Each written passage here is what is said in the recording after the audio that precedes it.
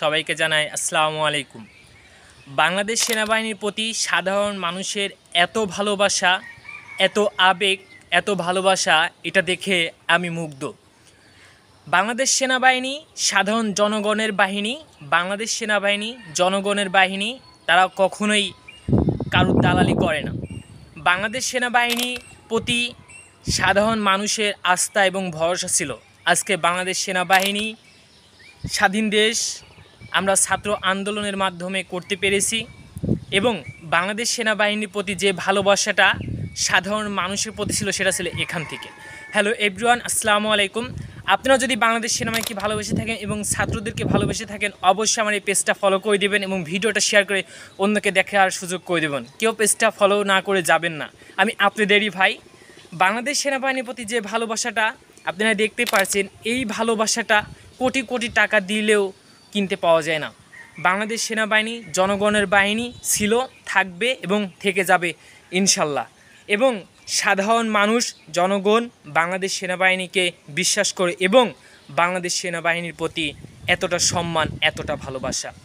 আমি বাপদাদার আমলে মুখে থেকে শুনতাম যে আমাদের বাঙালির গর্বের অহংকার হচ্ছে বাংলাদেশ সেনাবাহিনী।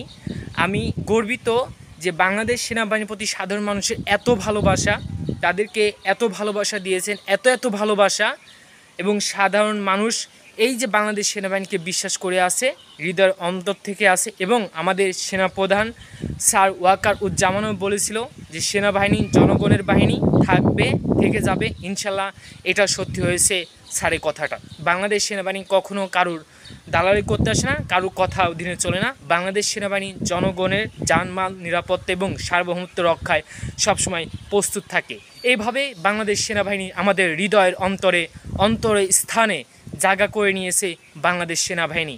আমাদের বাংলাদেশ সেনাবাহিনী আমাদের বাংলাদেশটাকে নিয়ে এগিয়ে যাবে আরও দূর, বহুদূর ইনশাল্লাহ। বিশ্বের কাছে তুলে ধরবে আমাদের এই বাংলাদেশ সেনাবাহিনী।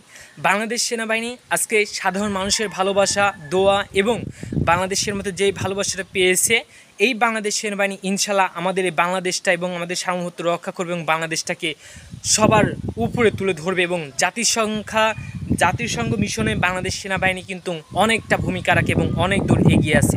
আমরা গর্বিত এই স্বাধীন দেশে বসবাস করতে, এই স্বাধীন দেশে আমাদের জন্মগ্রহণ করে।